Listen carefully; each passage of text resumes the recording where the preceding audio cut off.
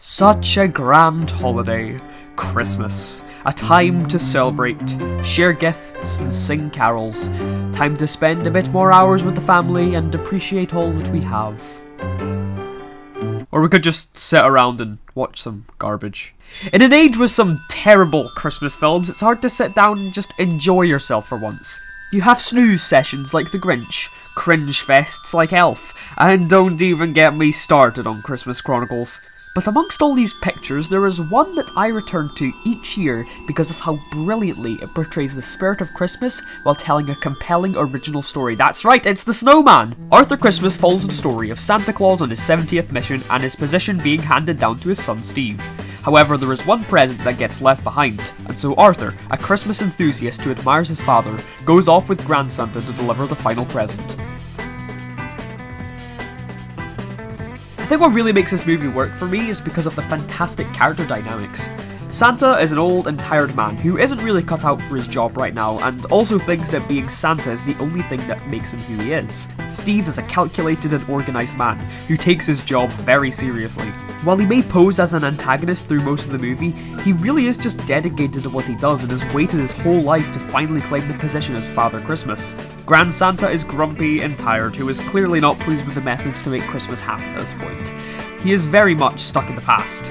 He is also quite selfish, so when he sees the opportunity to show off to Steve, it results in him going off with Arthur and not really thinking about why he went out in the first place. And Arthur's endearing personality keeps him from being annoying. His dedication to making sure everyone gets what they want, even his family, makes him one of the most likeable and memorable protagonists in recent memory. There are other characters, but they're mainly in the background, which makes them not memorable in the slightest. These characters play off each other so well, and with superb voice acting, it makes this cast so much more believable.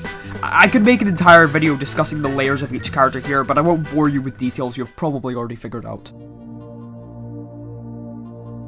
The animation isn't anything special, but it still has a bit of that Aardman style they're known for. While visually it isn't anything spectacular, what it does well is displaying the creative settings and playing action sequences in a cohesive way. Especially the opening sequence. The amount of show don't tell here with the exciting animation and visual gags makes this honestly one of my favourite scenes in any animated movie. But it also can convey such genuine emotion in the faces and movement of each character. Also, can we admire how amazingly designed these characters are and how distinct they make each of them act and move? It's fascinating. The voice cast here doesn't involve many largely recognised people, but are fantastic in their roles nonetheless. Arthur, played by James McAvoy, perfectly captures the excitement and festive spirit that Arthur feels. I think what makes this a splendid performance is that he never makes Arthur sound annoying, but endearing. Most other people might have made him sound over the top, but this balances his character very well. Bill Nighy voices Grand Santa, and this is British humour at its peak.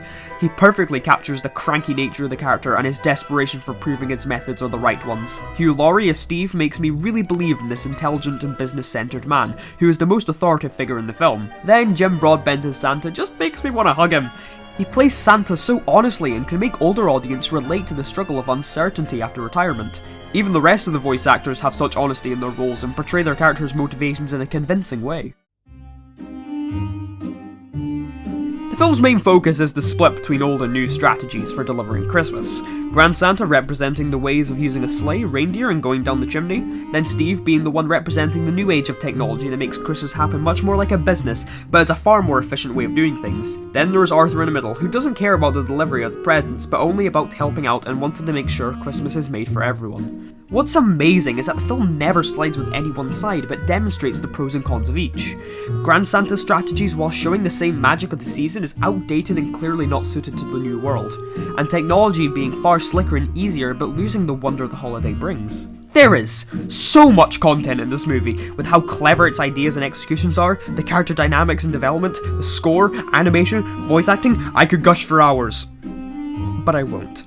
Instead, I'd recommend you watch it again this Christmas season, or watch it for the first time, because there is something in this film for everyone. I give it a 10 out of 6. Good film. Love it.